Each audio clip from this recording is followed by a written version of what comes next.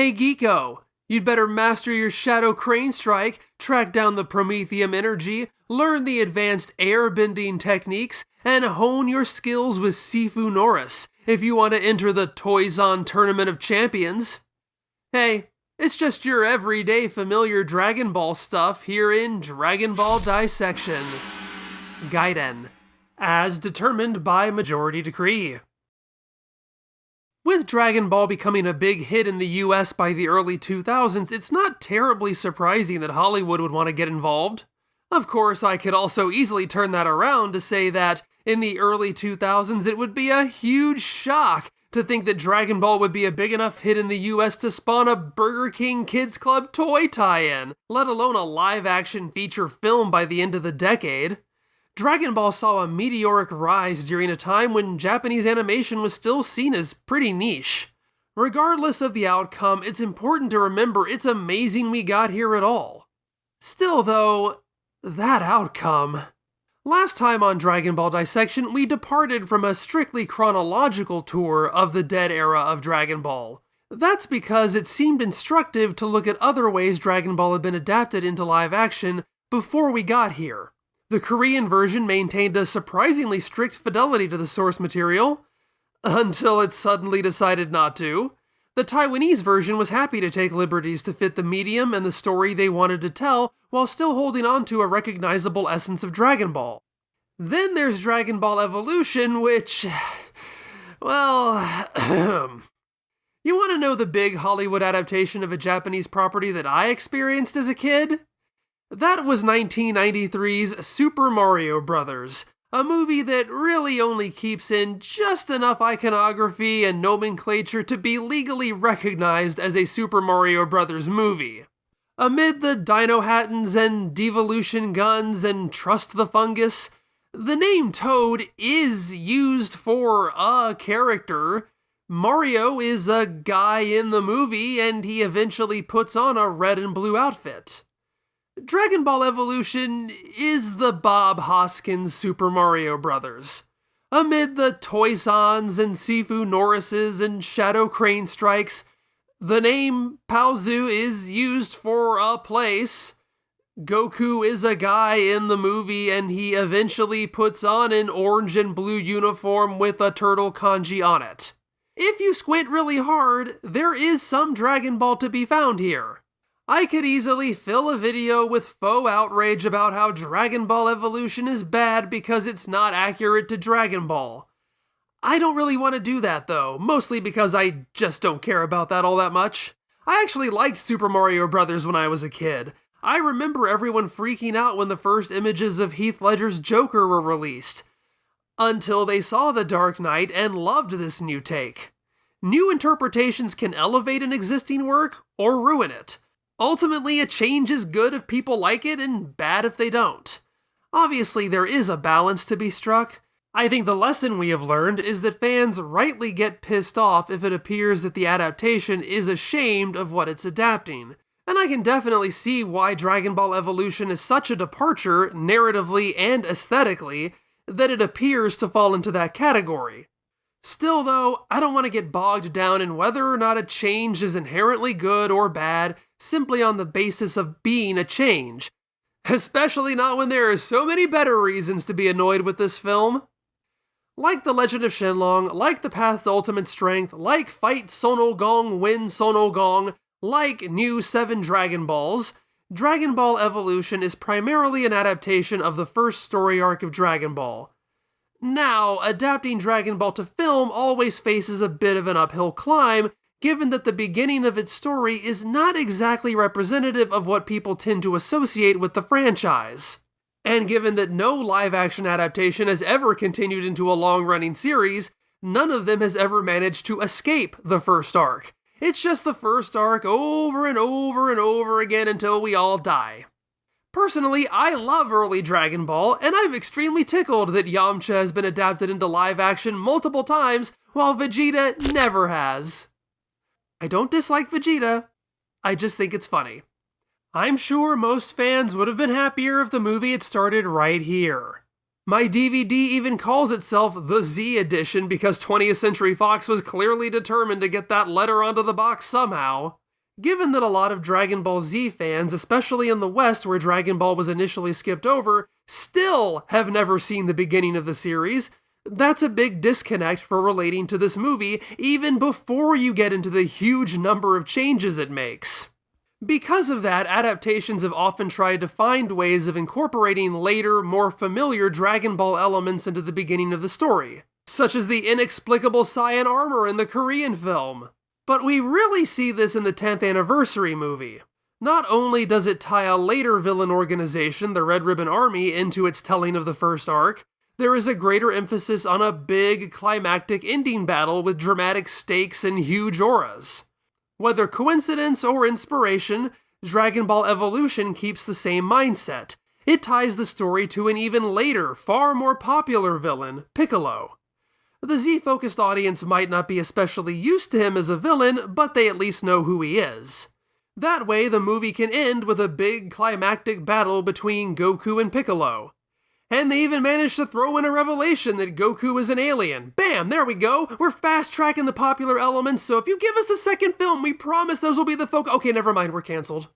Frankly though, beyond the utility of an end-of-movie boss, Piccolo is barely worth talking about. His backstory is recognizable from the original. 2,000 years ago, he rampaged until a bunch of martial artists sealed him away. Now he's free and wants the Dragon Balls to get his revenge by using them to do something. The main difference is that he's known to have come from outer space as a Namek. Back in the day, he arrived along a monstrous sidekick, Ozaru. He now has a henchwoman, Mai. I don't know where she comes from. Very late in the film, Piccolo explains to Mai what it felt like to be imprisoned for so long, which means she wasn't there with him. How does she know him? Why does she ally herself with him? How did Piccolo escape in the first place? Whatever, he's just here to collect Dragon Balls and then be defeated. Absolutely nothing more. He's about on par with New Mo Wong from the Taiwanese film.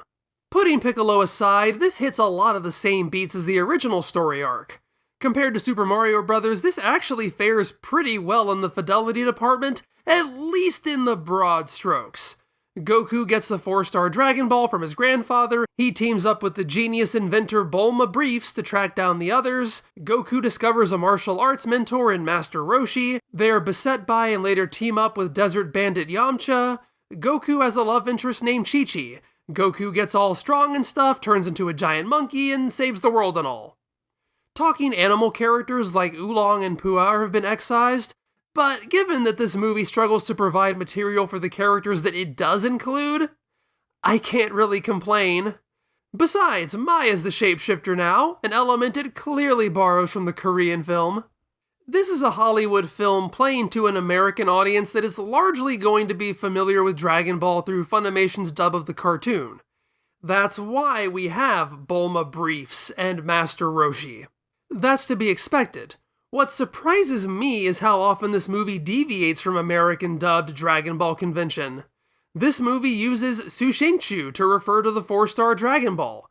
The dragon is Shenlong, not Shenron. It uses Muten Roshi interchangeably with Master Roshi, which is weird. The Piccolo sealing technique is called the Mafuba, which, hey, is great. That's what it's called. I just wouldn't expect dubbed Dragon Ball fans in 2009 to be familiar with that term. It even throws in Son Goku once, randomly. It's hard for me to complain. Sushenchu, Shenlong, Muten Roshi, Mafuba, and Son Goku are all terms that I use, and it's kind of a trip to hear them in this very American movie.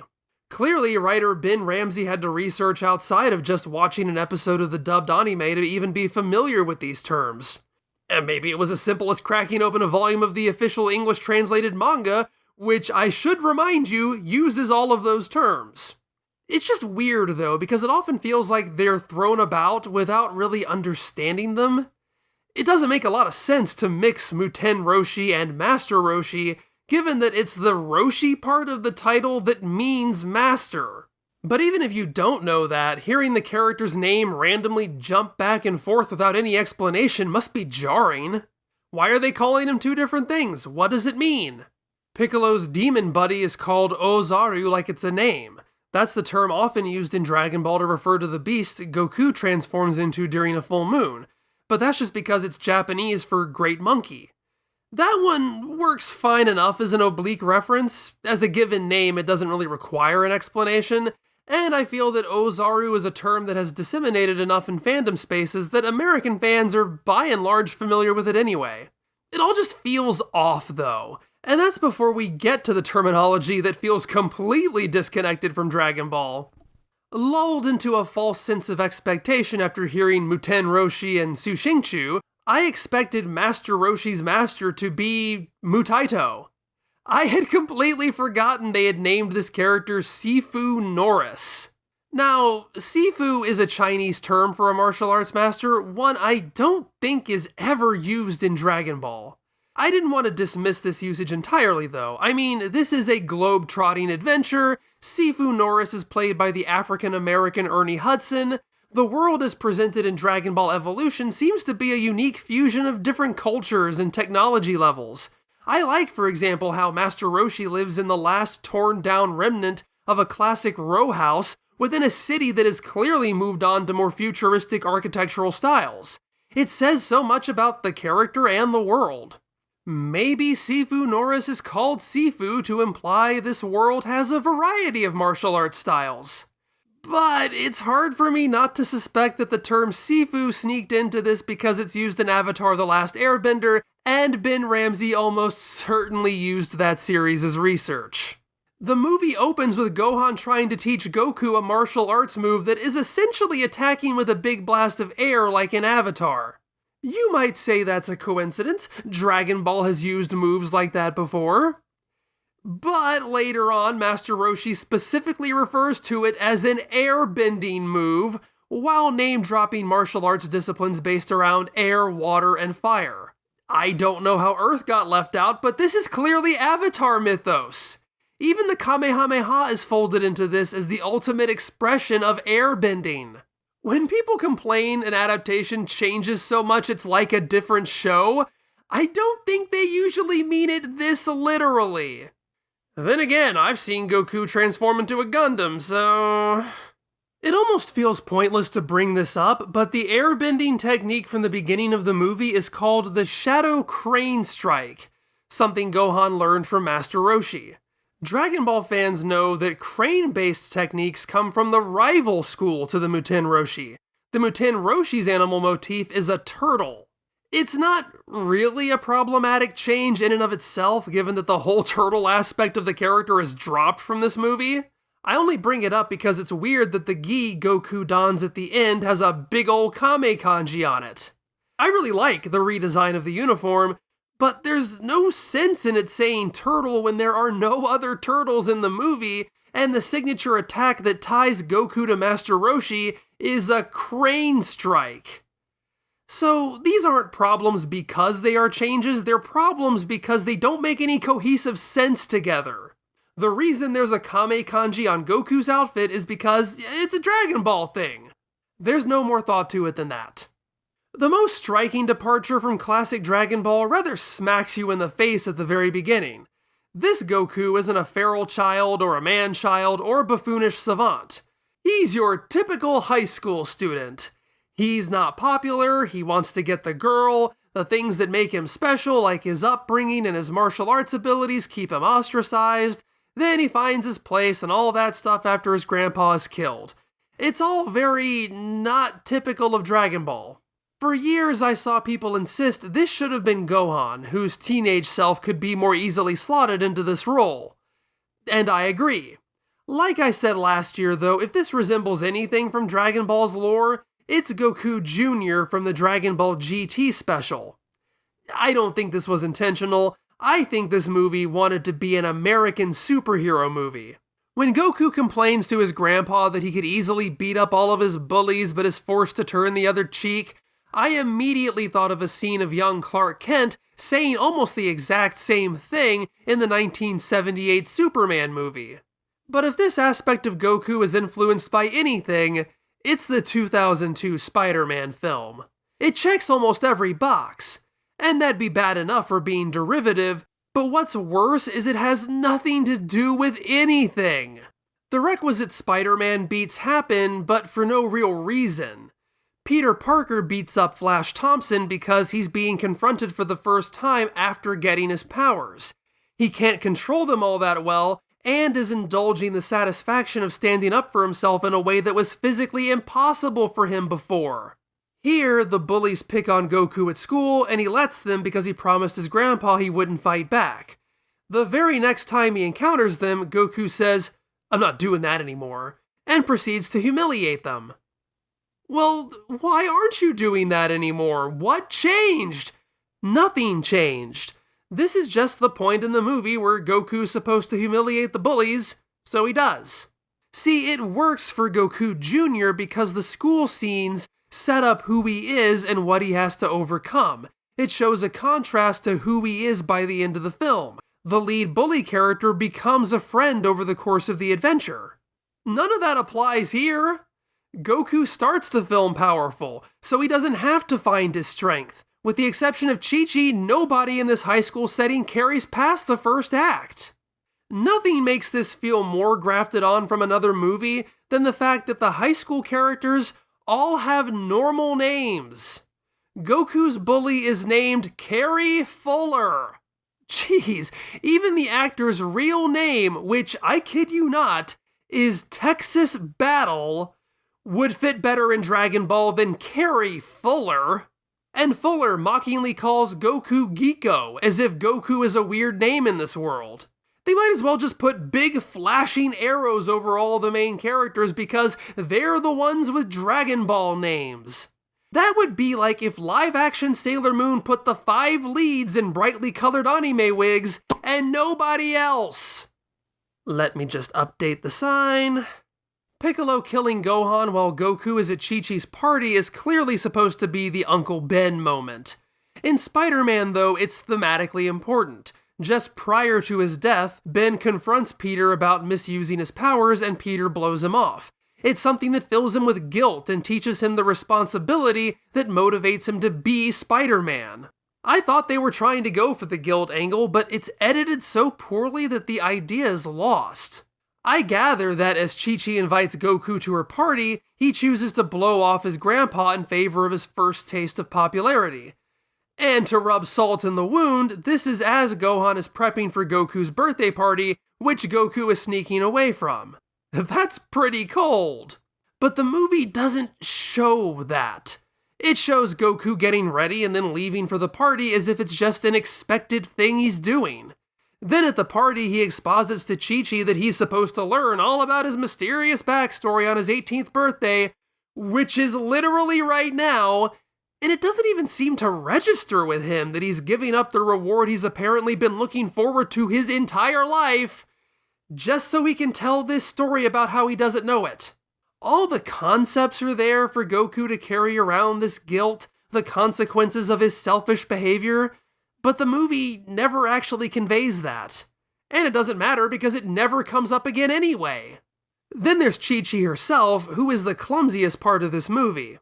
Again, I'm not going to harp on how weird it is that Goku is primarily driven by romantic feelings for a girl. It's quite an odd choice. Goku learning the Kamehameha because Chi-Chi is motivating him with the promise of physical affection sounds so out of character, you'd probably assume I was describing a parody. Maybe a porn parody. But I won't say it's inherently bad. It's just bad here. Once again, we're mimicking Spider-Man. Peter Parker has Mary Jane, so Goku needs Chi-Chi. Just like Mary Jane, Chi-Chi starts the movie dating the main character's bully. It's just that it doesn't make any sense here. How does Goku first get Chi-Chi's attention? It's when her locker is stuck, and he uses his key to open it. It turns out that Chi-Chi is also a martial artist, and through this stunt, recognizes that Goku is as well. And this isn't a casual hobby. She travels around the world to train. She competes in martial arts tournaments. She mentors Goku to help him learn the Kamehameha. Again through sex, but the point remains. She's an accomplished, disciplined fighter. Why isn't she the one fighting Piccolo now that I think about it? But why would she ever be dating this puffed up, immature, entitled bully? It doesn't seem like he'd have anything to offer her. Naturally, this relationship only exists so we can cycle through these familiar tropes so Goku can win her from Fuller. Strangely, Chi-Chi never joins up with our main Dragon Ball hunting group. She just happens to already be at all the places our heroes go. She's always there to dump exposition or have exposition dumped at her, and she enters every scene excitedly flailing to see Goku for no real reason. Yeah, I don't see a reason for her to be with Fuller, but the movie never convinces me that she and Goku are a good match either. They have nothing interesting to talk about. Goku usually just stammers at her, and it feels like the entire relationship is built on the fact that they have a single shared interest. Chi-Chi really only exists so that Mai will have someone to impersonate so that she can steal the Dragon Balls from Goku and the others. That said, the Chi-Chi versus Chi-Chi fight is probably the most interesting action sequence in the movie, so I can give it a pass for that. However, if Mai as a shapeshifter lines this up with the Korean Dragon Ball movie, positioning Chi-Chi as Goku's ultimate martial arts rival that culminates in a Rocky III ending, well, that's straight out of the Taiwanese film. For what the movie is, the performances are good. There are definitely moments that put a smile on my face that remind me I'm watching something Dragon Ball related. Justin Chatwin gets a lot of flack, but he's playing the character that's written. When he and Bulma get to Paozu and Bulma can't find Orochi in the directory, Goku, chomping down some kind of huge bird leg, suggests she look under Master. That's him! That's the character! Same for his complete blockheadedness during the Chi-Chi fight, where he immediately assumes the one begging for help must be the real one. I also love when Goku's spiky hair refuses to be tamed by gel, and Goku's anime-esque Chi-Chi fantasy sequence. Aside from two fairly subtle moments, this Master Roshi doesn't have any lecherous personality traits, but Chow Yun-Fat turns up the ham. Not to the level of the Taiwanese rendition, but enough to make him a balanced blend of humor and mentorship. Emmy Rossum makes a really good Bulma, brassy and no-nonsense without the usual coquettishness. In fact, I think the Burumas have been the most consistent parts of these movies. They're never the ones messing it up. And I'm sure James Marsters would have been good had he been given anything to work with. That's the disappointing thing. There are so many good individual moments in this movie, moments where I can see the potential with this style and telling. But for the most part, these individual bright spots don't have the necessary connective tissue. There's never any time for the characters to bond on their quest, so attempts to play up their relationships don't gel. All of these live-action movies have given me fascinating takes on Yamcha, be it Korea's Yamcha Prime to Taiwan's sensitive bird enthusiast. Evolution's take on the character moves him out of combat and instead plays up the opportunistic con man. Rather than physically confronting them in the desert, he drops them in a pit and offers to let them out if they pay him. He comes across as very oily, crafty but stupid. I like him. There's just not any real reason for him to be here, nor is there ever a moment where he overcomes his greed. At one point, Goku confides in Roshi he's had a vision that Ozaru is going to kill his friends. He's going to kill Roshi and Bulma and Yamcha. And I'm as big a Yamcha defender as they come, but I just had to stop and laugh. Oh no, not Yamcha! Not that guy who tried to kill you in a pit and with whom you've had no meaningful interaction. Bulma and Yamcha only really have one meaningful scene together, and hey, suddenly it's a romance. It comes out of almost nowhere, and it goes absolutely nowhere, but it would have been nice had it actually been part of the movie. Same for Goku's final act costume change. Those typically represent some kind of growth. Here he just starts changing in the car, I guess because he sensed it was the final act of the movie and he needed to look like Goku. And then there's the big reveal, which couldn't possibly be conveyed any worse. Allow me this reenactment. Hi, I'm Piccolo. Hi, I'm Goku. Did you know that you're Ozaru? Oh no! I don't think it's even fair to say I'm exaggerating here. That is the extent of their interaction. That is how suddenly this plot point comes into play. It is laugh out loud hilarious. Unfortunately, it's supposed to be the climax of their film. The movie's attempts to play this as a test of Goku's character arc and internal trial he must overcome falls flat because he doesn't have an arc. It's just, hey, Goku, don't do this. You're right, I shouldn't do this. Bleh. There's a fantastic comedy of errors vibe when Mai has disguised herself as Chi-Chi. Bulma and Yamcha catch her coming out of Goku's room and assume they interrupted some hanky-panky. Chi-Chi plays up the awkwardness to make her escape. Yamcha and Bulma share a moment to chuckle at the cuteness, only for Goku to wander in from the opposite direction, causing them to realize they've been tricked. It's probably my favorite scene in the movie. Everybody's playing off of each other's personalities, taking a moment to enjoy their idiosyncrasies. But these characters don't know each other well enough to be having this scene. When Yamcha says, "I didn't know Goku had it in him," I want to scream, "I've been following him this whole movie and I'm not sure whether or not he has it in him. I have no idea what you're basing this on." And that sums up the movie for me. Its action is good. Its world and characters seem potentially fun, but are so confusingly underdeveloped. It feels like it's missing half a movie that it needs in order to make sense. It's a series of random pieces I enjoy, but they don't quite fit together, and that makes me really sad.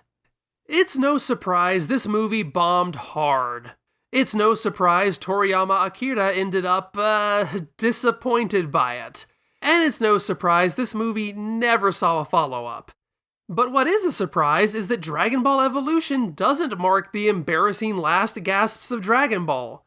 It actually signals the end of its dead era. A month later, Dragon Ball Kai would begin airing. This refreshed 20th anniversary recut of the original Dragon Ball Z anime would introduce a new generation of fans to the franchise. It would pave the way for new actual Dragon Ball content and a full-on Dragon Ball revival, starting with 2013's animated movie, Dragon Ball Z Kami to Kami, or Battle of Gods, which we will be covering next time.